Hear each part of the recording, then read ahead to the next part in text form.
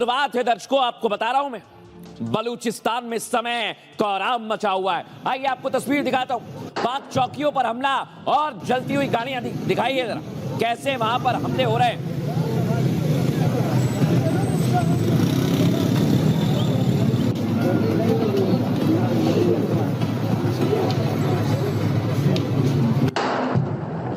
ये पाकिस्तान कंगाल है दर्शक, और उसके हाथ से इलाका निकल गया। उसकी तस्वीर देख लीजिए आप।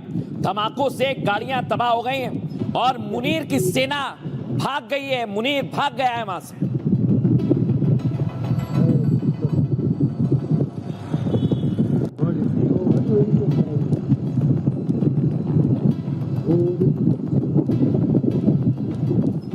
अब दर्शकों मैं आपको बता रहा हूं, काउंटर टेररिज्म यूनिट के अफसर बीएलए के लड़ाकों को कैसे एक दूसरे के सामने आ गए और फिर उसके बाद बंधक बनाया। देख रहे हैं आप, ये बड़े बड़े अफसर मुनीर के अफसर हैं, लेकिन क्या इनका हश्र हो रहा है। बीएलए के लड़ाके क्या कर रहे हैं, सुनिए जरा।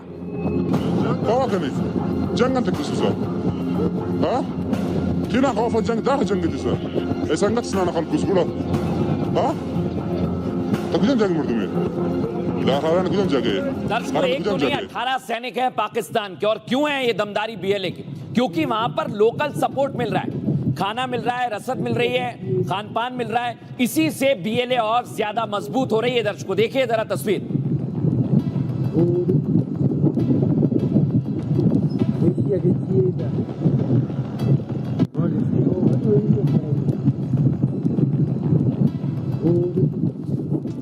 लेकिन ये मुनीर की सेना है, अरे ये डरपोक सेना है मैं तो कहता हूं। और इनकी तस्वीर मैं आपको बताता हूं। जब जमीन पर पांव उखड़ने लगे तो ये हेलीकॉप्टर से पेट्रोलिंग कर रहे हैं और ये सिर्फ हवा में घूम रहे हैं। दर्शकों सुनिए जरा।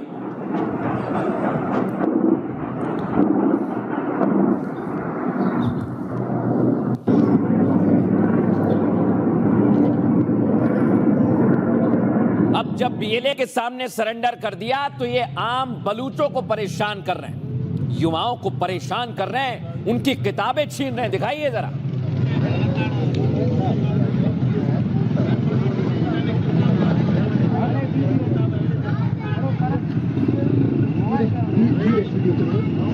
लेकिन दर्शकों बहुत बड़ी खबर अब आपको बता रहा हूं। ये आतंकिस्तान, आतंक को पालने वाला अब बीएलए के सामने लश्कर को कर रहा है।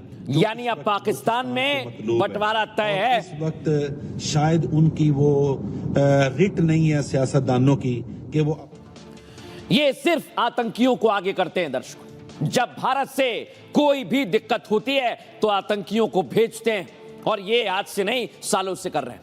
लेकिन आज आपको बताता हूं, पाकिस्तान में 14 शहरों में धमाके के बाद पाक आर्मी बुरी तरह फंस गई है। एक तरफ बीएलए तो दूसरी तरफ टीटीपी ने हमले का ऐलान कर दिया है। और आपको बता रहा हूं दर्शकों, में जवाबी कार्रवाई की है। इन लड़कों की स्ट्रेटेजी और प्लानिंग भी आर्मी डिकोड नहीं कर पा रही है। लिहाजा मुनीर ने बीएलए के खिलाफ लश्कर के आतंकी उतारने की तैयारी कर ली है। दावा है कि लश्कर कमांडर राणा मोहम्मद अशफाक को मिशन सौंपा गया है और ये लश्कर आतंकी बलूचिस्तान में बीएलए के खिलाफ सेना के लिए जंग लड़ेंगे। लश्कर कमांडर का इसको लेकर एक वीडियो भी सामने आया है और जानकारी आपको दे रहा हूं दर्शकों। वीडियो में लश्कर कमांडर राणा मोहम्मद अशफाक सेना पर सवाल उठा रहा है। राणा अशफाक ने बीएलए के हमले को 80 साल में सबसे बड़ा हमला बताया है। आप समझ सकते हैं, कहा कि हमारी सेना और खुफिया एजेंसियां अब तक कहां सो रही थी। दरअसल बीएलए के हमले इतने घातक थे कि पाकिस्तानी सेना संभल नहीं पाई। दर्शकों देख रहे हैं ना आप, कैसे जबरदस्त बीएलए के लड़ाके हमला कर रहे हैं। 2000 में गठन हुआ है और बीएलए का उसके बाद ये सबसे बड़ा हमला रहा है। दर्शकों सोचिए जरा, खास तौर पर ग्वादर आर्थिक कॉरिडोर के आसपास धमाकों में भारी तबाही है, जो मैं आपको इधर दिखा रहा हूं। ग्वादर पोर्ट वही जगह है जहां चीन और पाकिस्तान को एक रास्ते पर लेकर आए हैं। चीन ने इसे बनाया है और ये सीपैक का अहम हिस्सा है दर्शकों, जबकि बलूच इसे अपने इलाके में चीन की अवैध घुसपैठ बताकर विरोध करता रहा है। यानी ये जंग चीन, पाक और लश्कर वर्सेस बीएलए की लड़ाई बन चुकी है। और ये तो शुरुआत है। अब मैं आपको बताता हूं ये लश्कर का कमांडर क्या कह रहा है। दर्शकों सुनिए जरा। बलूचिस्तान के अंदर कल वो हुआ जो नहीं होना चाहिए था। और वो हुआ जो 80 साल पाकिस्तान की तारीख के अंदर कभी इस तरह के हादसा वकूफ़ पज़ीर नहीं हुए कि दहशतगर्दों ने, पाकिस्तान के बदखाहों ने और फितनतुल हिंदुस्तान के इन हरकारों ने बलूचिस्तान के अचानक 12 शहरों पर ओपनली एक हमले शुरू कर दिए और सबसे ज्यादा इन्होंने कोयटा को टारगेट किया।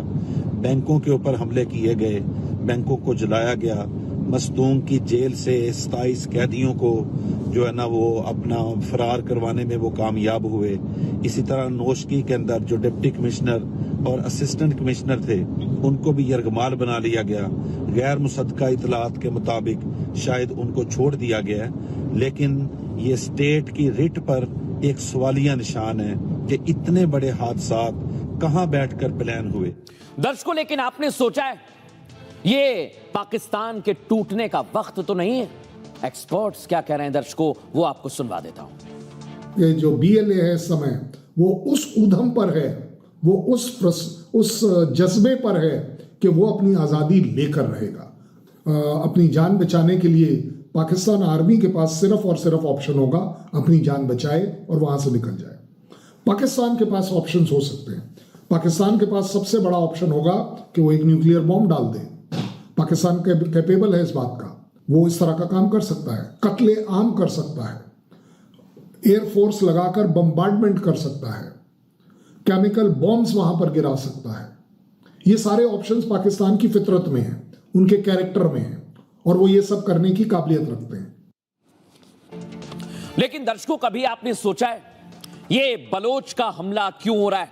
क्योंकि पाकिस्तान बलोच के जितने भी नागरिक हैं उनके साथ दगा करता है और इसलिए पाकिस्तानी भी बलोचों की मार के बाद कराने लगे हैं। विश्वास नहीं हो रहा? सुनवा देता हूं आपको। पाकिस्तान के हालात दिन ब दिन खराब होते जा रहे हैं। रकबे के लिहाज से सबसे बड़े सूबे में एक ही वक्त में आपके बेशुमार शहरों में 8, 10, 12 शहरों में एक साथ दहशतगर्द दंदनाते हुए दाखिल हों, हमले कर दें, तो इससे पता चलता है कि हालात जितने बताए जा रहे हैं उससे बहुत ज्यादा खराब। इतनी हाई सिक्योरिटी जोन्स के अंदर कोयटा पूरा गैरिसन सिटी है यार, वहां पे कैसे दाखिल हो जाते हैं?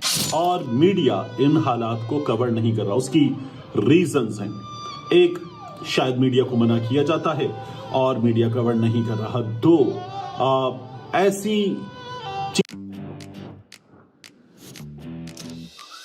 मैंने सोचा था कि वैसा ही होगा, नर्सरी में होगा।